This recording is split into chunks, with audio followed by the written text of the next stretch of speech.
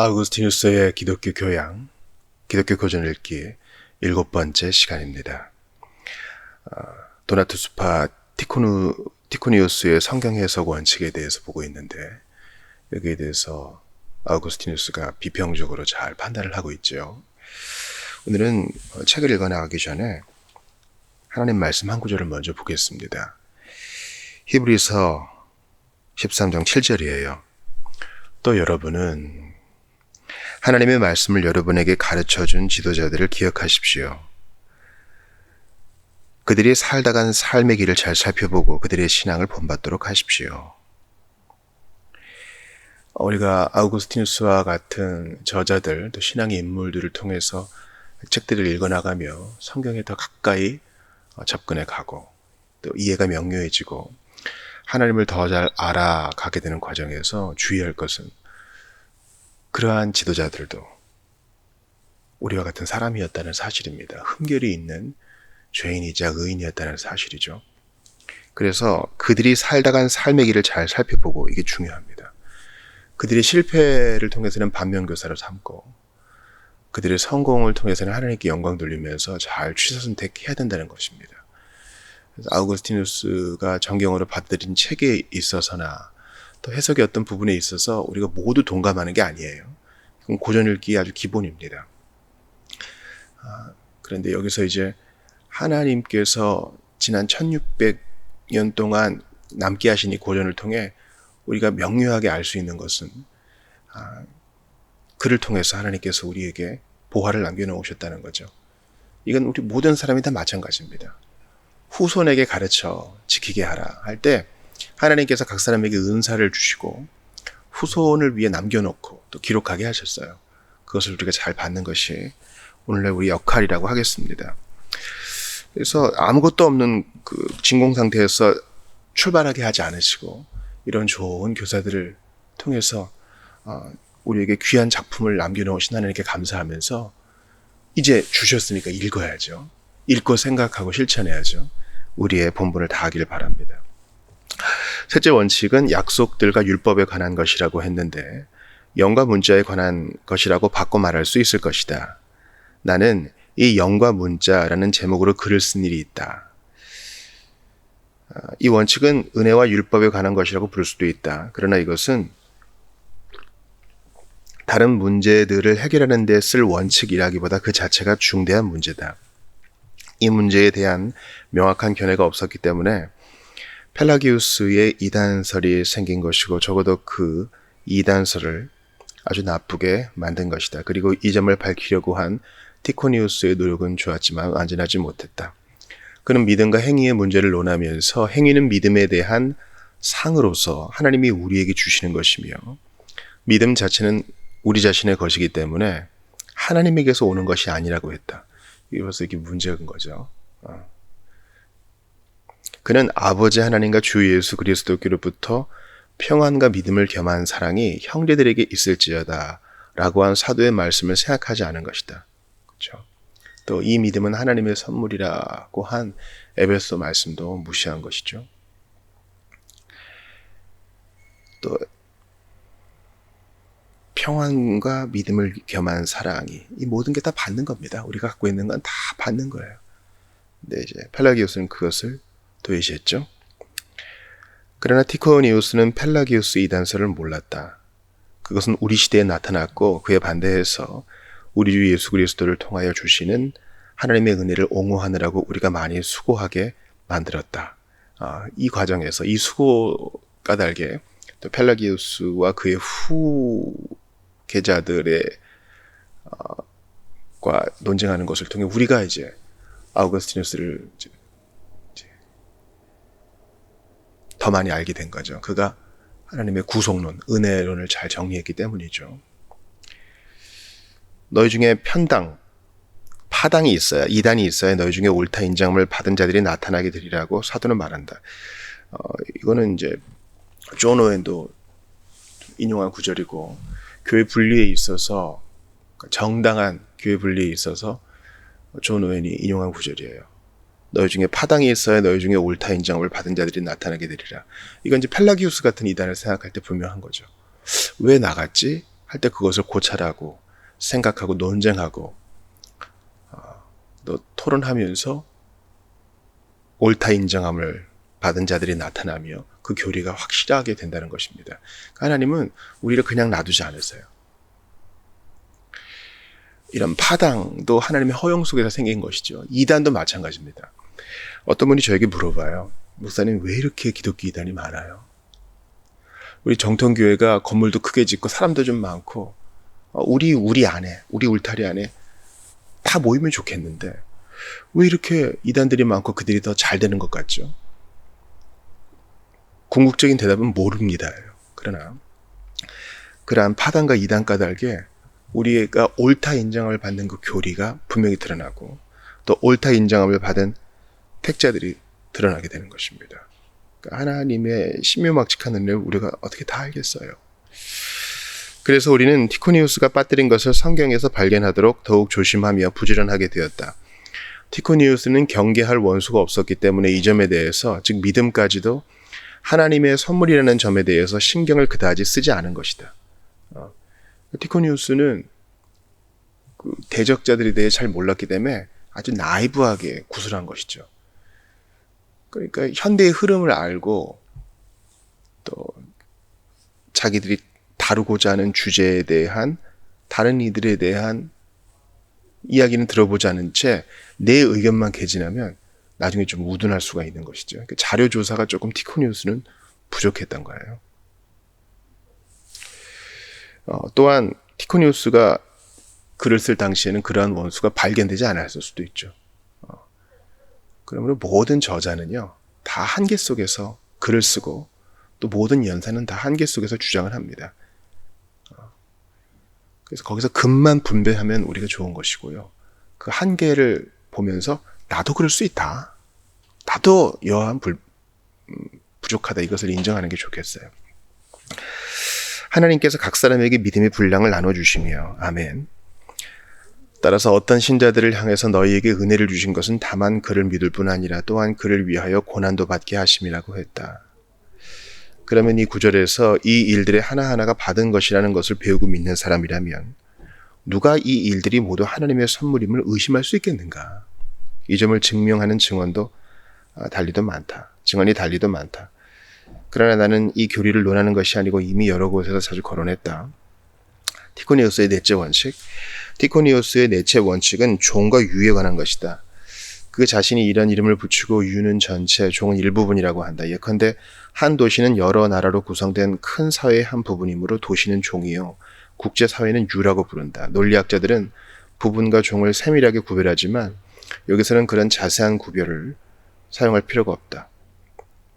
이런 일에 관한 말씀이 성경에 있을 때에는 한 도시가 아니라 한 지방이나 종족이나 왕국이 문제가 될 때에도 물론 응용되는 원칙은 같다. 예컨대 예루살렘이나 두로와 바벨론 같은 이방 도시에 대해서만 그 도시의 한계를 넘어서 모든 나라에 더 잘 해당하는 말씀이 성경에 있는 것이 아니다. 유대나 애굽이나 아수르나 그 밖에 어느 나라든지 도시가 많더라도 세계 전체는 아니고 세계의 일부에 불과한 나라에 대해서 성경이 하는 말씀이 그 나라의 경계를 넘어 전 세계에 더 적합한 때가 있다. 저자는 이런 것을 부분인 종보다 전체인 유에 더 해당한다고 말한다. 그래서 이 용어들은 널리 알려졌고 교육을 받지 못한 사람들까지도 황제의 측량에서 어떤 것이 특수한 명령이며 어떤 것이 전반적인 명령인가를 이해한다. 사람들의 경우에도 마찬가지다. 예컨대 솔로몬에 대해서 하는 말씀이 솔로몬 개인을 넘어서 더 광범한 의미를 내포했으며 솔로몬이 그 한 부분이 되어 있는 교회, 곧 그리스도와 그의 교회에 관련시킬 때에 비로소 바르게 이해된다. 그렇죠. 이것은 이제 언약에 대한 것이고 이것은 더 크게 적용돼야 되는 것이죠. 그리스도와 그의 교회. 그런데 항상 종의 범위를 넘는 것이 아니다. 분명히 종에 대해서도 또는 종에 대해서만 해당되는 말씀인 때가 많다. 그러나 성경이 어느 점까지 종에 대해서 말씀하다가 그 점에서부터 유로 말씀이 넘어갈 때에 독자는 조심해서 유에서 더 확실히 얻을 수 있는 것을 종에서 찾지 않도록 경계해야 한다. 범위가 확장될 때.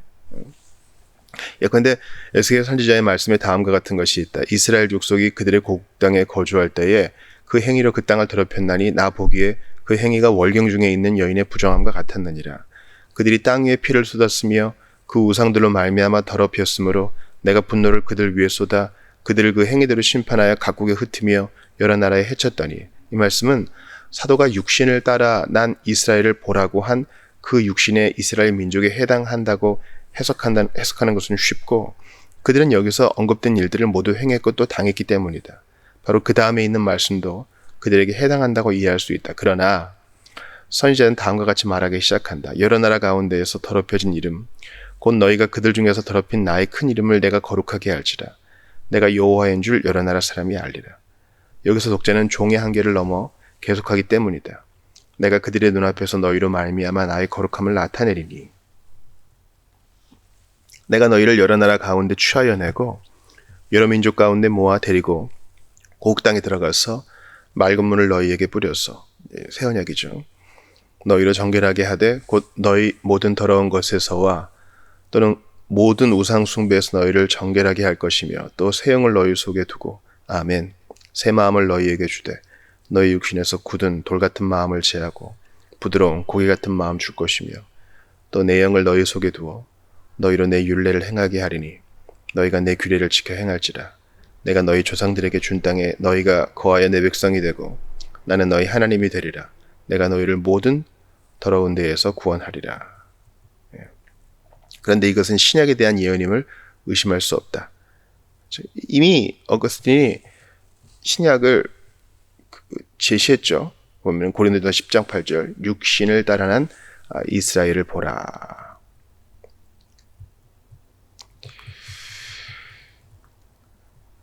그런데 이것은 신약에 대한 예언임을 의심할 수 없다. 이스라엘 백성이 바다의 모래 같을지라도 남은 자만 구원을 받으리라. 그 백성의 남은 자들만이 신약에 속한 것이 아니라 그들의 조상과 우리 조상들에게 약속된 이방 사람들도 속해 있으며, 여기 이 예언에는 우리가 지금 보는 바와 같이 모든 민족에게 주신 중생의 씻음이 약속되어 있다는 것을 문제를 들여다보는 사람이라면 아무도 의심할 수 없다. 즉 에스겔 당시에 이스라엘에게 일단은 그들에게 전파된 말씀이 모든 민족에게 주신 중상으로 종에서 유로 나아갔다는 거죠. 사도가 신약의 은혜를 찬양하며 구약보다 신약이 우월하다는 것을 말했을 때, 너희는 우리의 편지라 먹으로 쓴 것이 아니요 오직 육의 마음판에 쓴 것이라고 한 말씀은 여기서 선지자가 하는 말씀과 분명히 관련이 있다. 새 영을 너희 속에 두고 새 마음을 너희에게 주되 너희 육신에서 굳은 마음을 제거하고 부드러운 마음을 줄 것이라. 그런데 사도가 말하는 육의 마음판이라는 표현은 선지자의 부드러운 마음, 고기 같은 마음에서 온 것이며, 선지자는 굳은 마음, 돌 같은 마음과 구별한 것이다. 그 부드러운 마음은 감각 있는 생명을 가진 것이 특색이며, 감각이 있다는 것은 이해력이 있는 생명을 의미한다. 이와 같이 영적 이스라엘은 한 민족으로 된 것이 아니라 모든 민족으로 구성되며, 이 여러 민족이 참가할 것은 조상들에게 그 후손, 그 그리스도 안에서 약속되었다. 그러므로 한 민족으로 구성된 육적 이스라엘과 영적 이스라엘을 구별하는 것은 혈통이 고귀한 데 있지 않고 은혜가 새로운 데 있으며 민족에 있지 않고 그 정서에 있다. 그러나 선지자는 깊은 뜻에 잠겨 육적 이스라엘에 대해서 말하면서 논점이 변하는 것을 알리지 않은 채로 영적 이스라엘에 대해서 말한다. 그래서 영적 이스라엘에 대한 말씀인데도 여전히 육적 이스라엘에 대한 것인 것 같이 여겨진다. 우리를 원수인 듯이 성경 말씀을 분명히 깨닫지 못하게 하는 것이 아니라 의사와 같이 우리의 정신에 유익한 훈련을 시키는 것이다. 이제 의사가 우리에게 다 좋은 것만 해주지 않잖아요. 약간 좀 괴롭히는 것 같고 이거 왜 하나 싶은 것 같기도 하고 하기 싫은 것도 시키고 치료 과정도 그렇고요. 그러나 우리에게 유익한 거예요.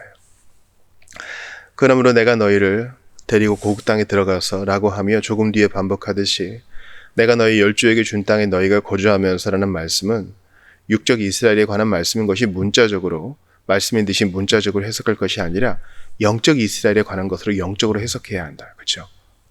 단순히 그냥 포로 귀환만 얘기하는 게 아니라 그렇게 이방 땅에 살고 있는 택한 백성을 끌어내어 고국 땅으로 데려오듯이 이유로 이제 가는 거예요.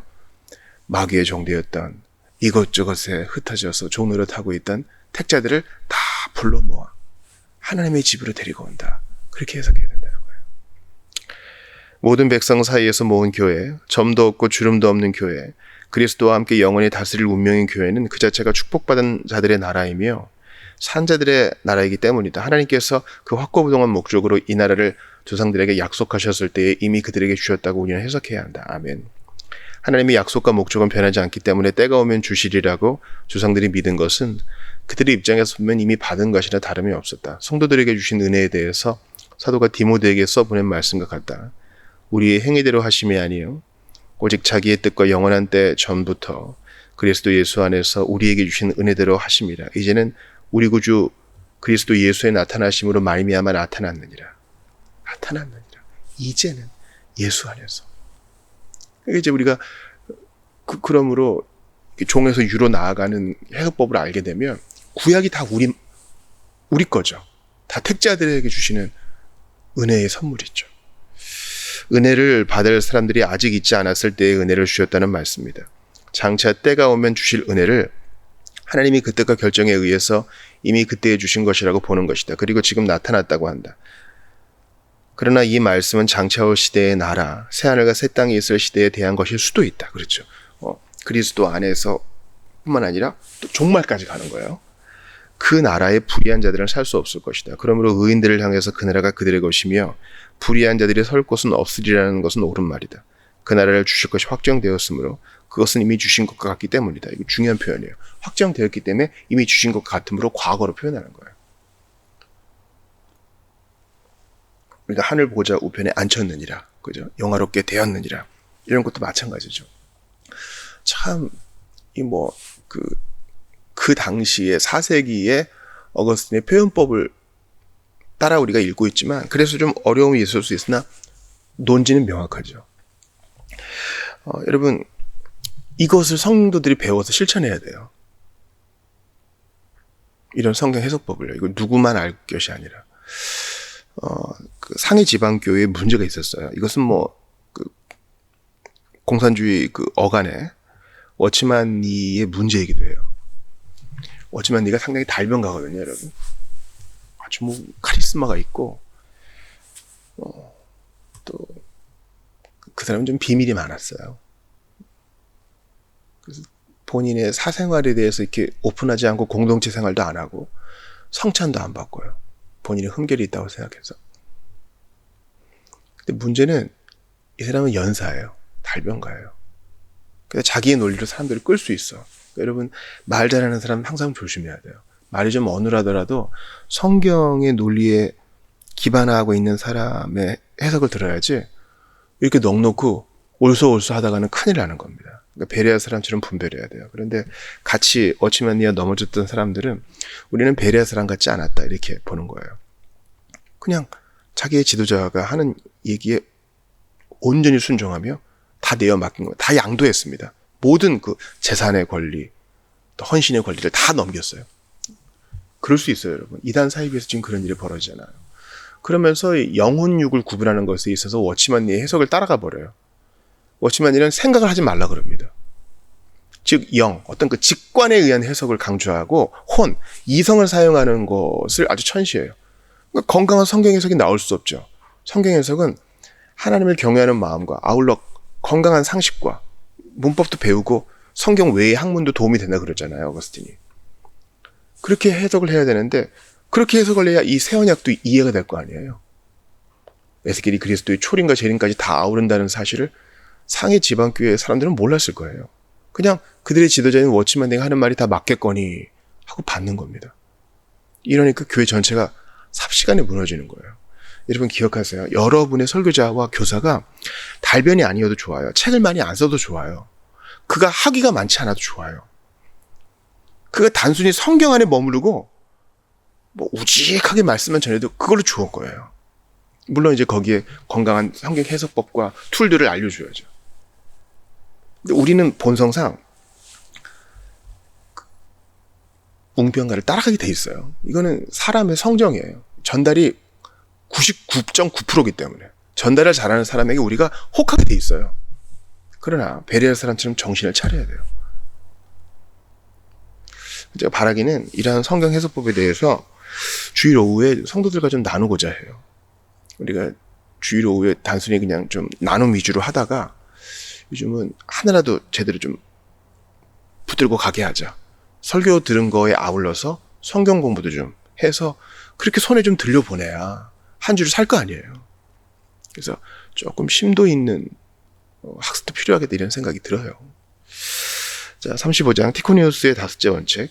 티코니우스는 그의 5째 원칙을 시간에 관한 것이라고 부른다. 이 원칙에 의해서 성경에 분명히 표현되지 않은 시간의 길이를 추측하거나 발견한다는 것이다. 이 원칙은 두 가지 방법으로 적용한다. 즉 제유라는 어법과 올바른 숫자로 나타내는 것이다. 제유는 부분을 전체로 보기도 하고 전체를 부분으로 보기도 한다. 그 비유의 일종이죠. 근데 우리 주님께서 산상에서 세 제자 앞에서 얼굴이 해와 같이 빛나며 옷이 눈같이 희어진 사건에 대해서 한 복음서에는 엿새 후에 있었다고 하며 다른 복음서는 8일 후라고 했다. 마태복음과 누가복음이 좀 다른 거죠. 그러니까 여러분 이거는 법을 다루는 분들도 알고 있는 것인데요. 어떤 사건에 대해서 증인이 나와요. 각각 다른 증인이 나오는데 두 증인이 말이 똑같아.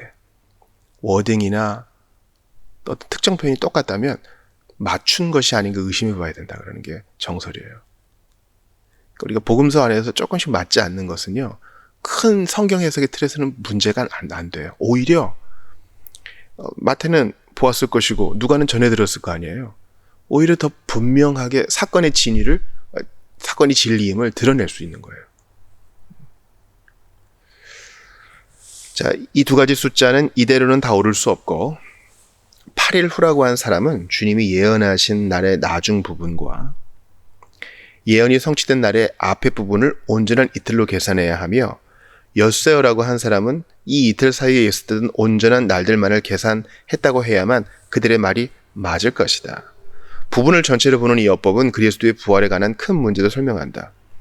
그가 순환당하신 날의 전날 밤을 합해서 온전한 하루로 계산하며 그가 부활하신 밤 다음에 동이 튼 주일을 합해서 또 온전한 하루를 만들지 않으면 땅속에 밤낮 사흘 계시리라고 예언하신 그 3주야를 얻을 수 없다. 그렇죠. 그러니까 이제 마태와 누가는 결국은 같은 얘기를 한 것이지 관점이 다를 뿐이다. 누가복음에서 8일이라고 얘기한 것은 첫날과 마지막까지 다 하루로 쳐가지고 한 것이다. 그런 것이죠.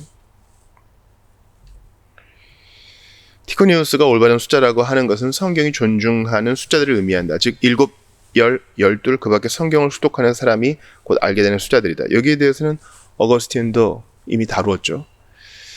그런데 이런 숫자들은 항상이라는 뜻으로 사용되는 경우가 많다. 예컨대 내가 하루 7번씩 주를 찬양하나이다 라고 하는 것은 내 입술로 항상 주를 찬양하리이다 라는 것과 같은 뜻이다. 그렇죠. 이걸 볼 때 24시간 중에 7번을 이렇게 표시해가지고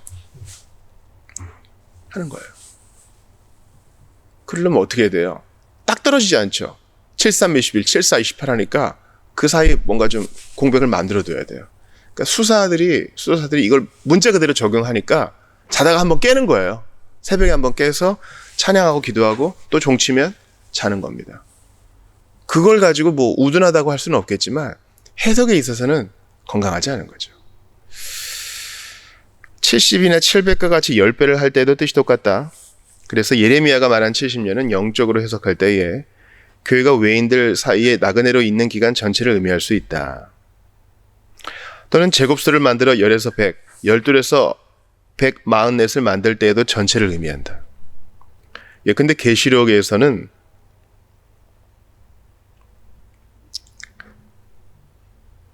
(144을) 사용해서 성도 전체를 의미한다. 지금 14만 4천 말하는 거예요. 12 곱하기 1000이죠. 그래서 여기서 제곱수를 만든다. 이걸 이미 어거스틴에서 말하고 있죠. 그러므로 이런 숫자로 결정할 것은 시간뿐만 아니라 여러 가지 뜻과 여러 가지 문제에 응용할 수 있다. 위에서 말한 계시록의 예는 시간이 아니라 사람들을 의미하는 것과 같다. 이미 어거스틴 때에 지금으로부터 1000몇백 년 전에 14만 4천이 성도 전체라고 택자 전체라고 이미 확정을 하고 그렇게 알고 있었어요. 그러니까 오늘날 14만 4천이 문자적인 수라고 얘기하는 사람들은 어거스틴 시대 이전으로 회귀하는 것이요. 아주 우둔한 구덩이에 빠지는 것입니다. 놀랍지 않아요? 여기에 대해서 눈이 가르친 자가 물론 빠지겠지만 의심도 안 해보고 그냥 빠지는 것은 본인의 그 믿음 없음과 해석의 기준이 없음과 더불어 악한 자의 일이에요. 악한 자의 꼬임이에요. 악한 자가 꼬이면 건강한 상식이 파괴됩니다. 놀라운 일이에요. 하나님께서 우리의 지식을 예민하게 하시고 우리의 분별을 붙들어 주신다는 것은 은혜의 증거예요. 과연 그러한가 상고해 본다는 것은 그 자체로 복 중의 복입니다. 티코니우스의 여섯째 원칙을 티코니우스는 소급 반복이라고 부른다. 이것은 잘 주의하면 성경의 난해한 부분에서 발견할 수 있다. 성경 기록이 사건이 발생한 순서를 따른 것 같거나 사건이 계속된 것 같을 때에 사실은 이야기가 무언 중에 이전으로 돌아가서 빠뜨린 것을 순서대로 이야기하는 것을 의미한다. 이 점을 이해하고 이 원칙을 응용하지 않으면 우리는 잘못 해석하게 된다. 예컨대 창세기에 주 하나님이 동방의 에덴에 동산을 창설하시고 그 지으신 사람을 거기 두시고 주 하나님이 그 땅에서 보기에 아름답고 먹기에 좋은 나무가 나게 하시니라는 말씀이 있다. 여기서 뒤에 이야기한 일들이 있기 전에 하나님이 사람을 만들어 동산에 두신 것까지 생각된다. 그러나 두 가지 사실, 즉 하나님이 동산을 만드시고 거기에 자기가 지으신 사람을 두셨다는 사실들을 간단히 말한 다음에 이야기가 과거로 돌아가서 즉 소급 반복해서 빠뜨린 것, 곧 동산을 창설하신 이야기, 보기에 아름답고 먹기에 좋은 각종 나무들을 심었다고 한다. 그리고 계속해서 동산 가운데에는 생명나무와 선악을 알게 하는 나무도 있더라고 한다. 그 다음에 동산에 물을 댄 강에 대해 언급하면서 그 강이 네 갈래로 갈라져서 흘렀다고 한다. 이 모든 것은 동산이 창설된 이야기다. 이야기가 끝난 후에 이미 말한 사실을 반복하고 사건들의 엄격한 순서를 따른다. 주 하나님이 그 사람을 이끌어 에덴 동산에 두어 이 모든 일을 이루어 놓은 후에 사람을 동산에 두셨기 때문이다. 이 점은 지금 와서 이야기 자체의 순서에 나타났다. 즉 다른 일들을 하기 전에 사람을 동산에 넣은 것이 아니다. 앞에서 빠뜨린 일들로 이야기가 돌아간다는 이 소급과 반복을 우리가 정확히 인정하고 이해하지 않는다면 우리는 오해할 수 있다. 그렇죠. 지금 2장에 대해서 얘기하는 거예요. 창세기 2장. 1장은 첫날부터 여섯째 날까지 창조를 순서대로 얘기해야 됐기 때문에 동산에 대해서는 빠져있죠. 다 한 다음에. 사실은 사람을 여섯째 날에 만들었는데 그 이전에 이미 동산이 있었어. 라는 것입니다. 이것을 이제 소급해서 알려주는 겁니다. 같은 책에서 노아의 아들들의 세대를 이야기할 때에 이들은 함의 자손이라 각기 족속과 언어와 지방과 나라대로였더라고 한다. 셈의 자손들에 대해서도 이들은 셈의 자손이니 그 족속과 언어와 지방과 나라대로였더라고 한다. 그리고 이 모든 사람들에 대해서 첨가한다. 이들은 노아 자손의 족속들이요 홍수 후에 이들에게서 그 땅의 백성이 나뉘었더라. 온 땅의 언어가 하나요 말이 하나였더라. 그런데 온 땅의 언어가 하나요 말이 하나였더라고 첨가된 것은 여러 족속들이 땅에 흩어져 있었을 때에 그들이 모두 한 언어를 공유한 것으로 생각된다.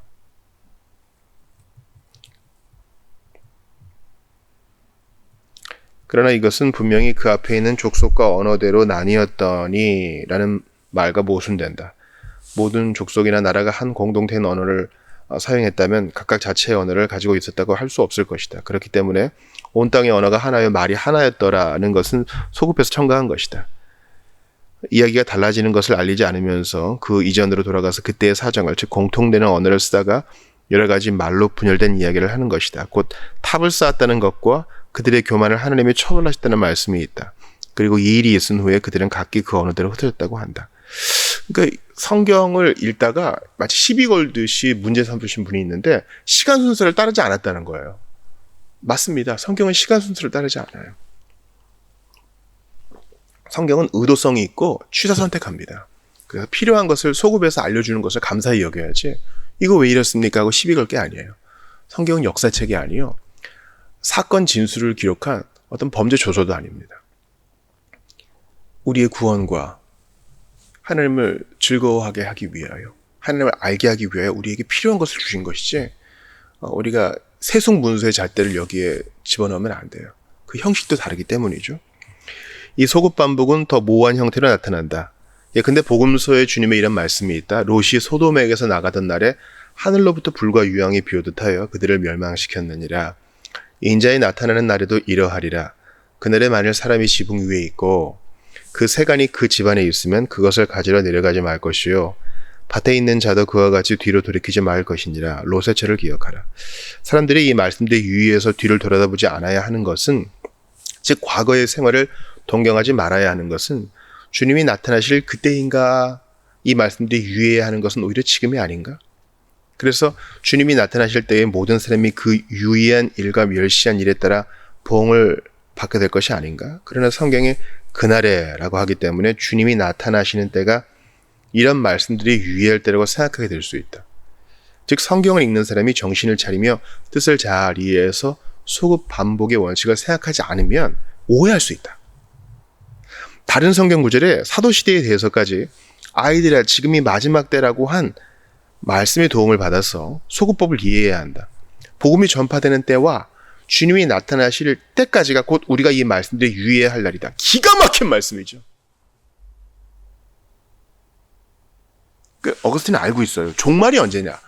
What is the last days? 무엇이 종말이냐? 바로 나와 있죠.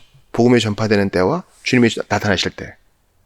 즉 초림과 재림 사이가 다 이 말씀에 유의해야 될 때라는 거예요. 아주 명확해요. 우리가 히브리서 방금 13장 본 것처럼 우리 선배들을 통해서 배우는 성경 해석법이에요. 언제는 이때가 마지막이라고 그러고 언제는 이때가 종말이라고. 그래서 소급해서 적용해야 된다는 것이죠. 여기서 말씀하시는 주님의 나타나심은 심판의 날로 끝날, 그날과 같은 날에 속하기 때문이다. 정신을 차리며 뜻을 잘 이해하여 소급 반복의 원칙을 생각하지 않으면 오해한다는 것이죠. 왜 자꾸 종말에 대해 얘기하는가? 언제는 이때고 언제는 이때고 다 소급해서 적용해보니 이 사이에 낀 모든 날, 초림과 재림의 모든 날이 종말이구나. 그래서 노세처를 지금도 기억해야 되는구나. 티코니우스가 발견한 원칙들에 대해서 어거스틴이 이렇게 첨언한 것이 참 우리에게 도움이 돼요. 우리가 어떤 책들을 보면은요, 얼마 전에 칼 트루먼 책도 그렇죠.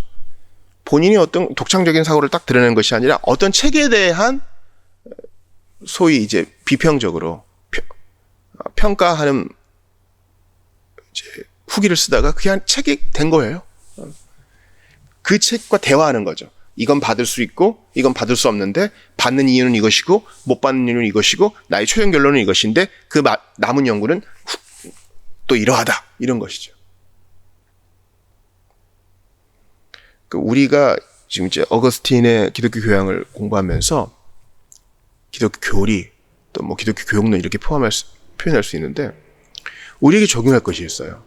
어거스틴의 시대는 이랬다 이거예요. 티코니우스의 책을 통해서 본인의 해석법을 정립했고 또 펠라기아스와 논쟁한 것을 통해서 은혜론을 정립했고 시대와 대화한 거잖아요. 우리도 마찬가지예요. 성경을 알고 성경 해석법을 배웠으면 우리가 우리 시대에 대화할 것들이 있어요. 요즘은 우리가 정치적 입장에 대해서 성경의 잣대를 좀 많이 들이대야 돼요. 과연 이렇게 행동하는 것이 옳은가? 또 우리의 사회생활도 마찬가지고요. 오늘날의 큰 이슈에 대해서 왜 기독교가 거리에 나갔는가? 이런 문제에 대해서도 좀 피하고 싶은 주제지만 우리가 직시해야 됩니다. 왜 사람들이 이렇게 목소리를 높이는가? 여기에 대해 성경은 뭐라고 얘기하고 있는가? 가정이 해체되고 요즘 혼자 사는 사람들이 많잖아요. 여기에 대해서 우리는 어떻게 성경적 대답을 제시해야 되는가? 출산율이 적어지고 이단이 창궐하면서 경제적으로 어려워지는 이 시대에 특별히 미국이라는 나라가 보다 더 이기적이 되어가고 세계의 경찰국임을 자임하던 시대를 뒤로 한 채 자국의 이익을 내세우는 이때에 우리는 어떠한 시각으로 세상을 봐야 되는가? 바로 그 시각은 성경이 제시해 주는 것인데 성경은 뭐라고 얘기하는가? 바로 이때의 거짓 선지자들의 주장에 대해서 우리는 뭐라고 얘기해야 되는가? 역사의 왜곡에 대해서 우리는 어떻게 바른 입장에 서야 되는가? 그러니까 어거스틴의 시대와 우리의 시대가 똑같아요. 성경에 답이 있고 그것을 통해 배려할 사람들처럼 생각하며 분별하는 것이 우리에게 맡겨진 몫입니다. 티코니우스의 7째 원칙 봅시다. 티코니우스의 7점의 마지막인 원칙은 마귀와 그 몸에 관한 것이라고 한다. 마귀는 악인들의 머리이며 악인들은 이를테면 그의 몸으로서 그와 함께 벌을 받아 영원한 불로 갈 운명이다.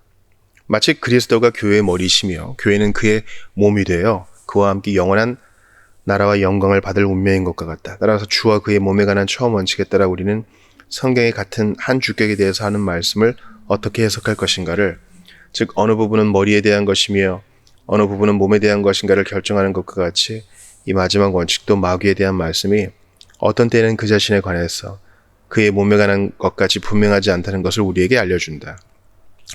그의 몸을 구성하는 것은 명백히 길에서 떠난 자들뿐 아니라 실제는 그에 속하면서도 일시적으로 교회 안에 섞여 있으면서 세상을 떠나든지 또는 최후의 기질로 겨와 나다를 가를 때까지 간다. 예컨대 아침에 일찍이 떠오르는 계명성이 어찌 그리 하늘에서 떨어졌는고와 계속해서 바벨론 왕을 들어하는 말씀도 같은 주격에 대한 것이며 물론 마귀에 대한 것으로 해석해야 한다. 그러나 같은 곳에, 같은 이사야 14장이에요.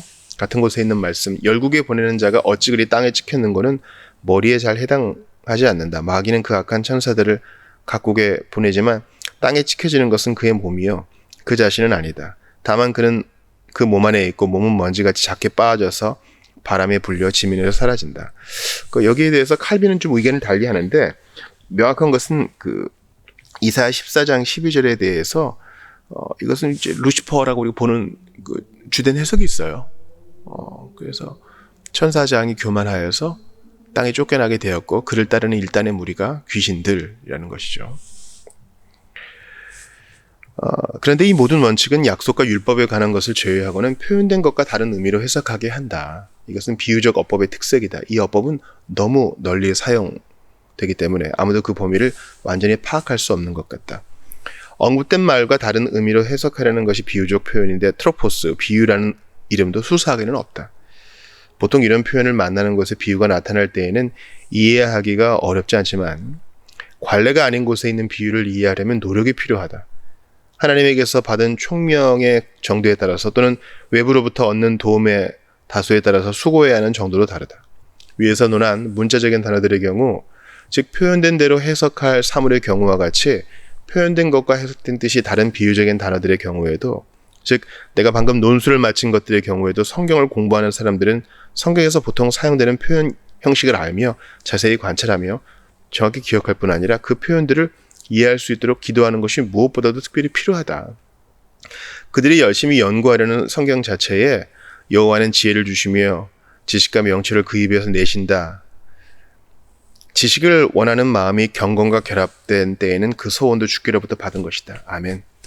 그러나 말과 관련된 부호들에 대해서는 이미 충분히 말했다. 다음 권에서는 하나님이 빛을 주시는 대로 우리의 생각을 다른 사람들에게 전달하는 방법에 대해서 논하겠다. 여기서 참 정리를 잘하죠. 이걸 좀 다시 보고 다시 좀 보고 싶어요. 참 무엇보다 기도하는 것이 무엇보다 특별히 필요하다.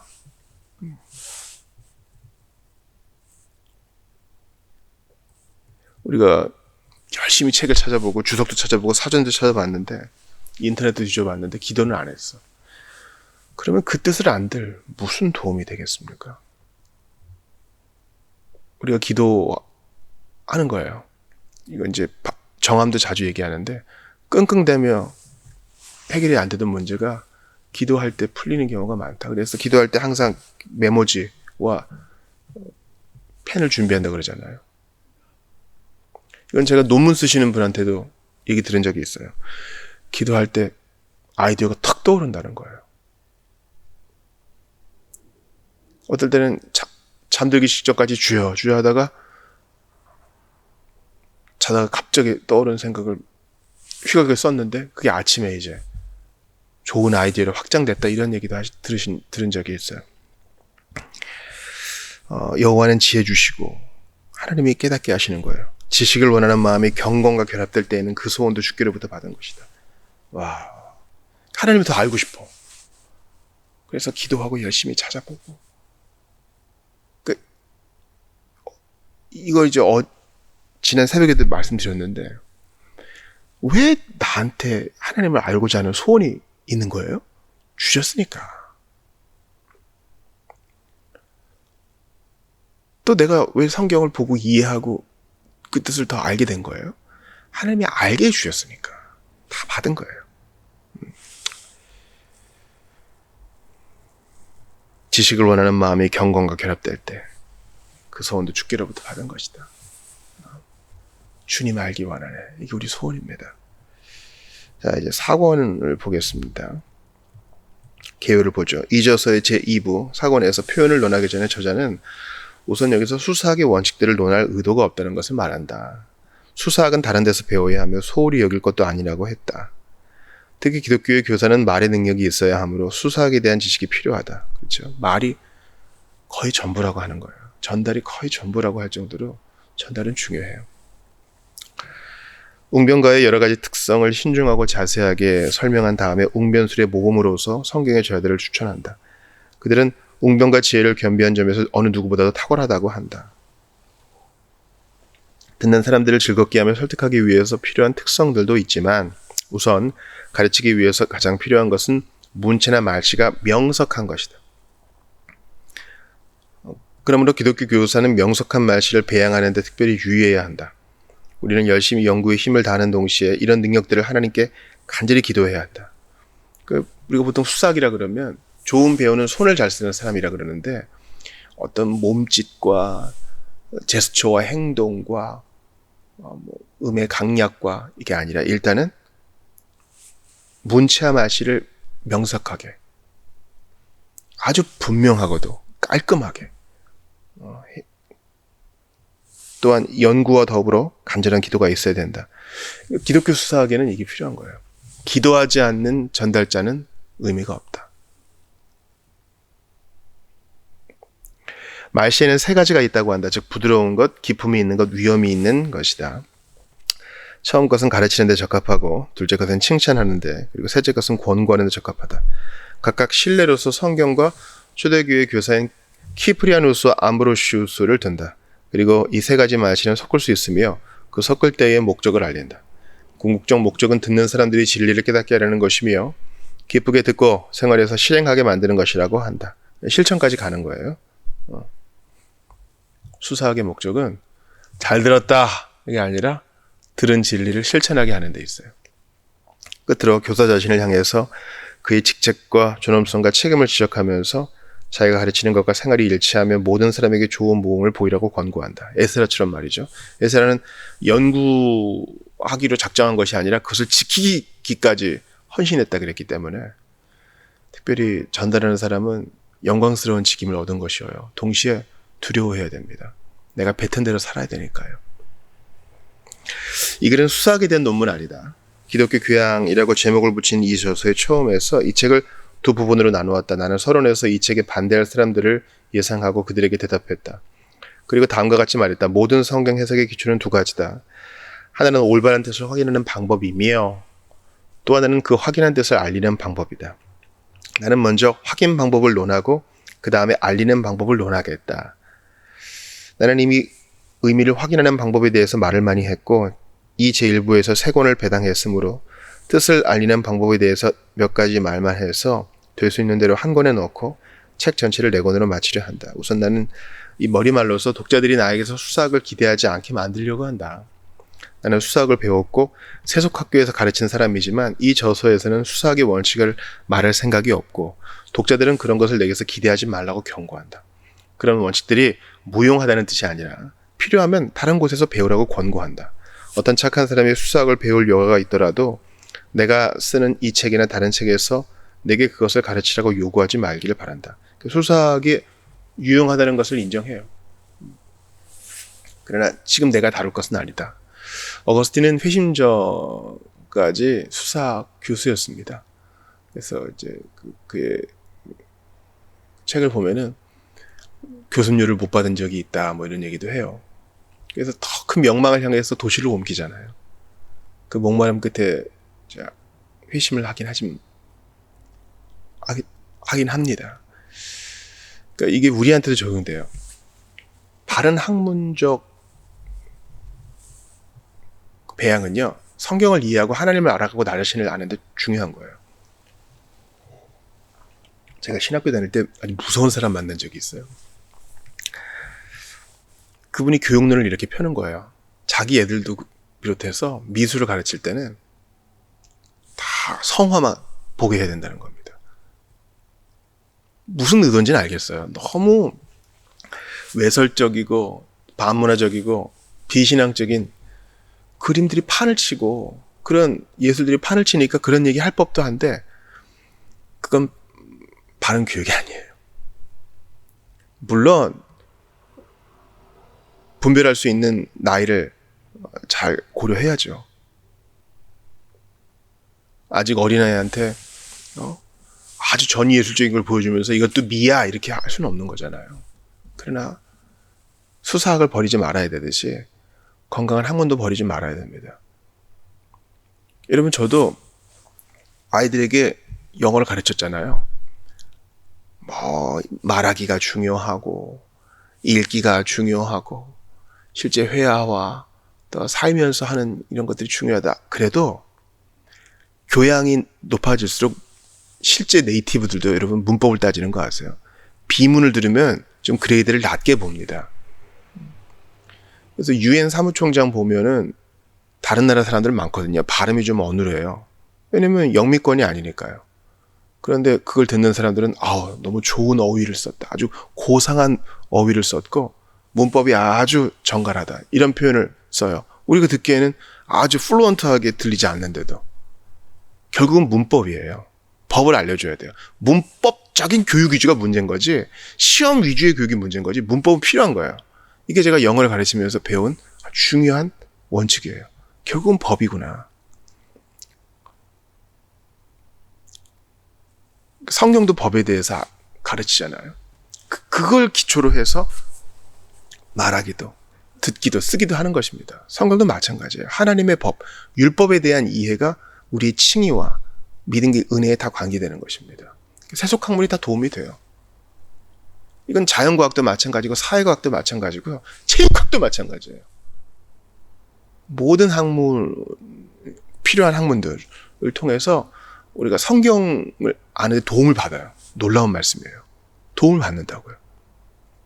그게 자체적으로 건전하고 왜곡된 학문이 아니라면 그건 다 하나님의 지식이니까요. 그래서 우리의 평생 살아가는 과정은 그러네. 그러면서 하나님을 알아가고 나 자신을 알아가는 거예요. 기독교 강의에도 나온 거죠. 기독교의 교사가 수사 기술을 이용하는 것은 합당한 일이다. 그죠? 이거 성경에서 다 알아서 하시는 거니까 본문만 열심히 보면 돼. 그리고 나가서 원고만 읽을 겁니까? 성도들이랑 눈도 안 마주치고. 수사 기술을 무조건 마귀적이라고 보면 안 돼요. 그런데 수사 기술은 진리나 거짓을 주장하는 데 효과가 있으므로 진리를 옹호하는 사람이 대표하는 진리가 아무 무장도 없이 거짓과 대립하라고 누가 감히 말할 수 있는가? 예컨대 거짓을 사람들에게 믿게 만들려고 하는 사람들은 듣는 사람의 마음을 호의적인 것으로 만들며 귀를 기울여 배우게 만들도록 문제를 제시하는 방법을 알고 진리를 옹호하는 사람들은 그런 기술을 모르라는 것인가? 전자는 그 거짓을 간단명료하고 그럴듯하게 말하는데 후자는 듣기에 지루하고 알아듣기 어렵고 믿기에 쉽지 않은 모양을 말하는 것인가? 전자는 진리에 반대하기 위해서 궤변적인 논법을 동원하는데 후자는 진리를 옹호할 줄도 모르고 거짓을 논박할 줄 몰라도 좋은가? 전자는 그 그릇된 의견을 청중에게 불어넣으면서 그 힘찬 언변으로 그들의 마음을 흔들며 녹이며 활기를 주며 흥분하게 만드는데 진리를 옹호하는 후자는 느리고 무뚝뚝하고 졸리게 해도 좋은가? 이것을 우리가 나이 들어가면서 배우죠. 제가 한번 이런 얘기를 할 때 사람들이 웃은 적이 있어요. 우리가 참 잘하는 게 있다. 안 배우고 잘하는 게 있다.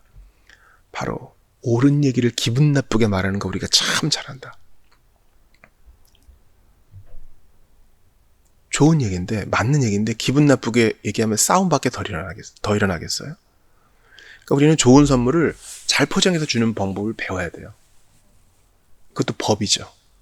단지 그냥 얕은 스킬이 아니라 법이라고요. 사랑의 기술이 필요하듯이 말입니다.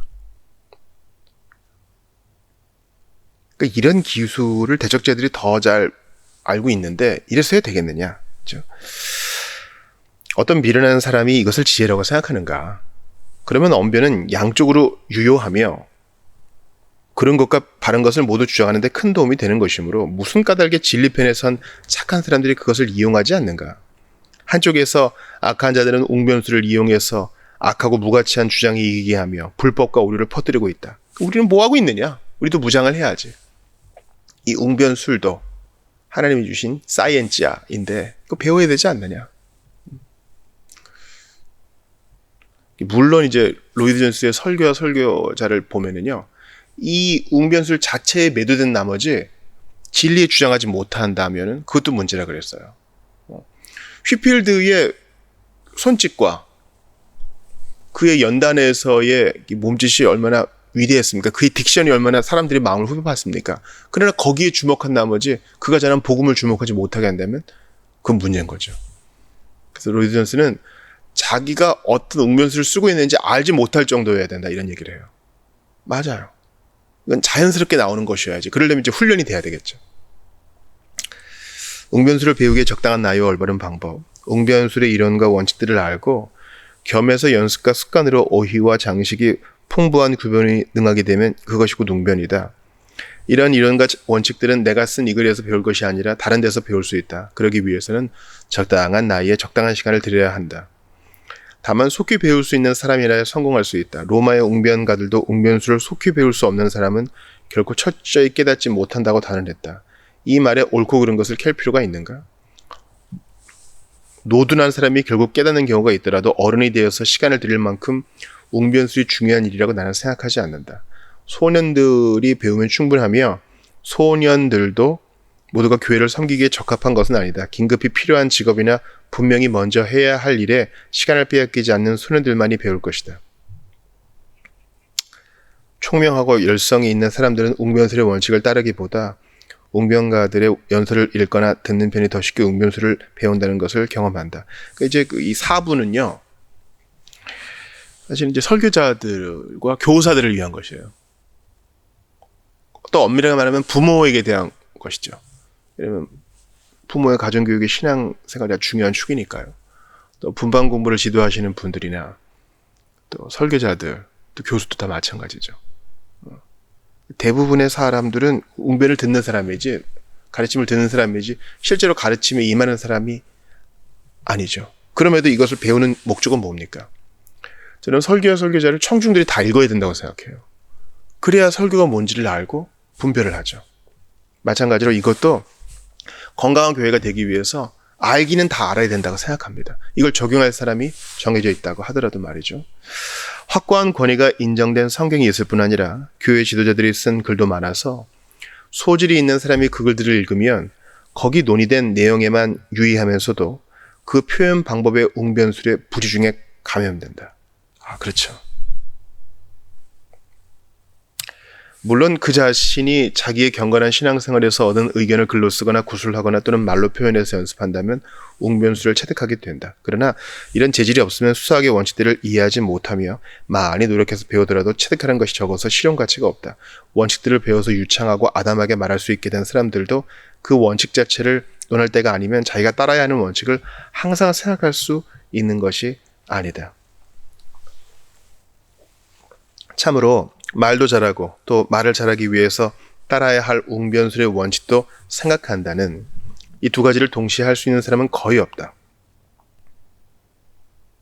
거의 없다고 생각한다. 그렇죠. 이거는 부지중에 훈련된 대로 하는 겁니다. 웅변술의 원칙을 생각하다가 우리가 참으로 논해야 할 문제를 잊어버리지 않도록 주의해야 하기 때문이다. 이거죠. 이제 어거스틴이 이걸 다 배울 필요는 없다고 얘기한 게 바로 이런 것이에요. 그 다음에 이런 행동을 해야지 하다가 이 주제에서 벗어나면 청중들은 기가 막히게 합니다. 청중들은요, 직관이 있어요.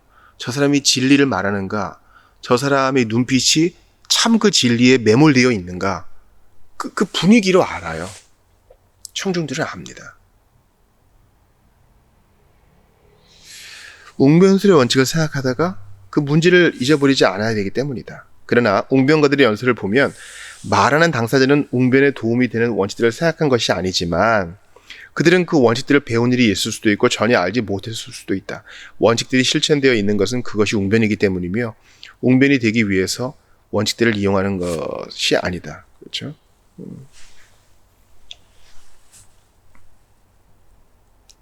항상 원칙이 먼저라는 것이죠. 그러므로 어른들이 말하는 단어와 수고를 듣지 않고는 유아들이 말을 배울 수 없는 것과 같이 어른들도 연설법을 배울 것이 아니라 웅변가들의 연설을 읽거나 배우고 될 수 있는 대로 모방함으로써 웅변수를 체득해야 하지 않겠는가? 아, 좋은 말이에요. 그러니까 웅변술의 원칙 1, 2, 3 이렇게 배우는 것도 필요하겠지만 사실 우리의 배움은요. 좋은 예를 익숙하게 보고 듣고 그리고 그 좋은 예를 따라하면서 우리 배우는 거 아니에요? 마치 음악가들이 카피하면서 배우는 것처럼 말입니다.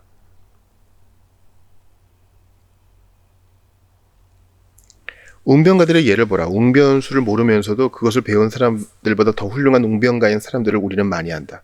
그러나 웅변가들의 연설과 토론을 듣거나 배운 일이 없이 웅변가가 된 사람은 하나도 없다. 그렇죠?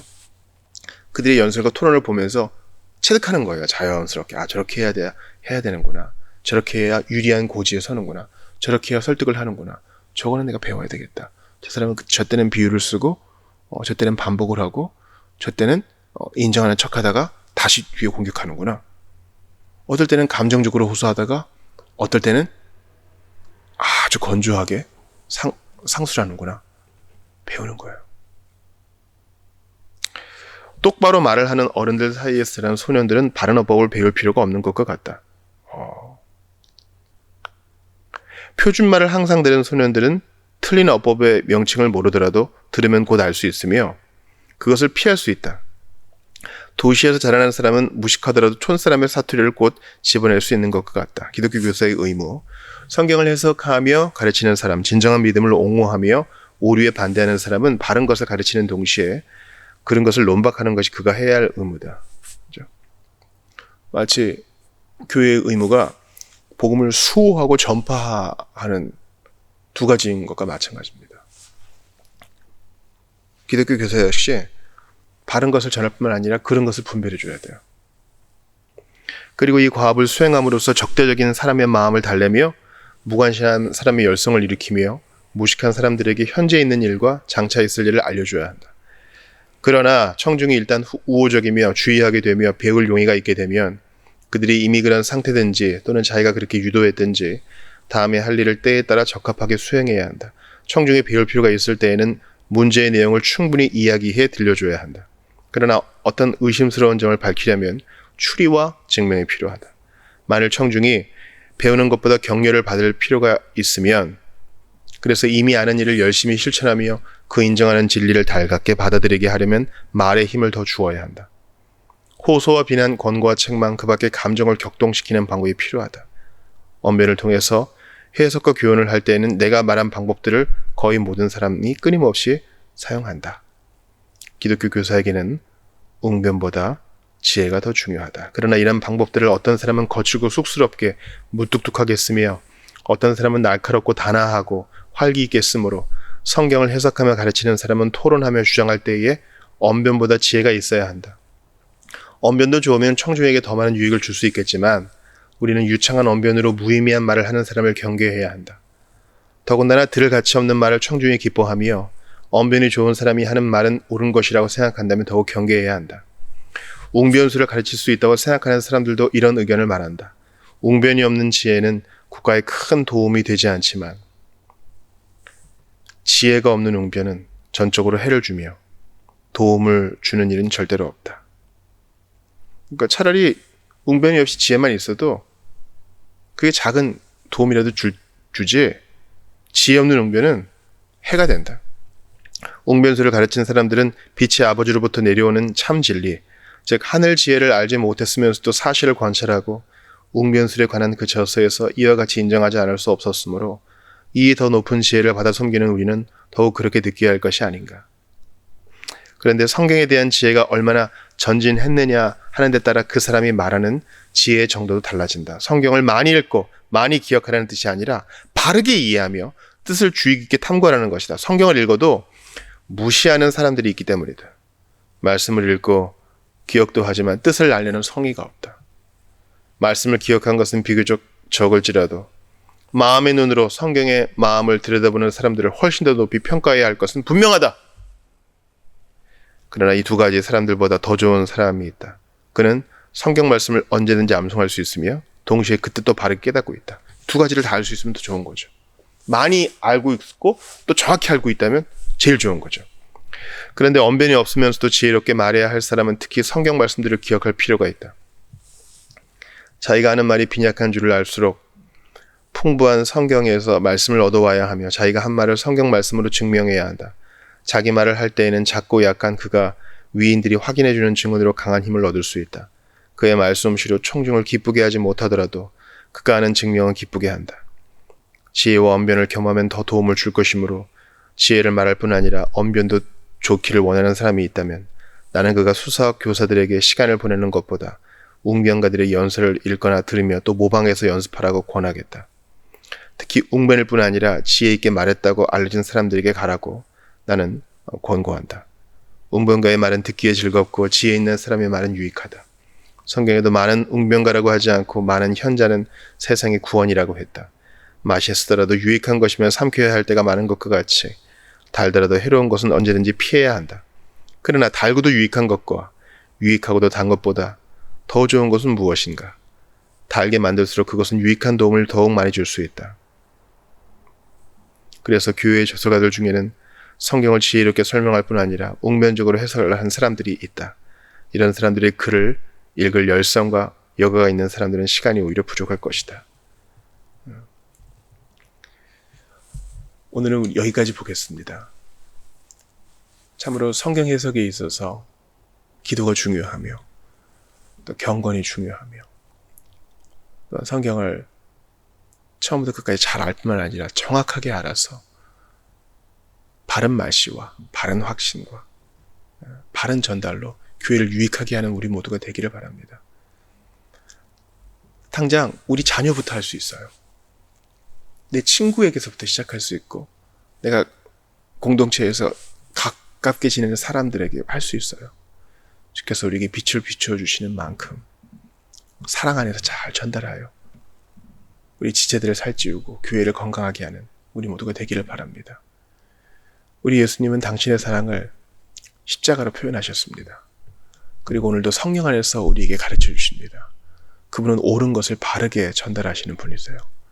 그 뒤를 따라가며 우리도 그분을 모방해 갈 수 있기를 주의 이름으로 축원합니다. 기도하고 마치겠습니다. 삼위 하나님을 찬양합니다. 한 분이신 주님께서 우리를 구원하시고 성경을 알게 하시니 참으로 감사합니다. 어거스틴을 통해서 저희가 취할 것을 취하고 또 분별할 것은 분별합니다. 참 도전이 됩니다. 이러한 명백한 이해에 우리가 이를 수 있기를 바랍니다.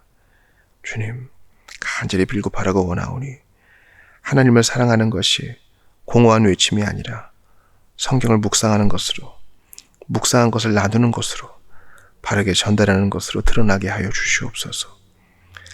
사실 살다 보면 세상 이야기를 너무 많이 합니다. 그러나 하나님에 대해서, 성경에 대해서 나누는 것이 더욱 많아지게 하시고 진실할 수 있도록 주님 인도하여 주시옵소서. 성경을 보는 눈을 열어주신 주님을 찬양합니다. 더 알기 원합니다. 빛을 비추어 주시옵소서. 눈이 감겨진 사람들의 그 눈을 강권적으로 열어 주시옵소서. 생명을 주시옵소서. 우리를 위하여 아낌없이 십자가에서 그 죽음으로써 그 사랑을 보이시고 부활로써 그 사랑을 확증해 주신 우리 구주 예수님 이름으로 기도드리옵나이다. 아멘.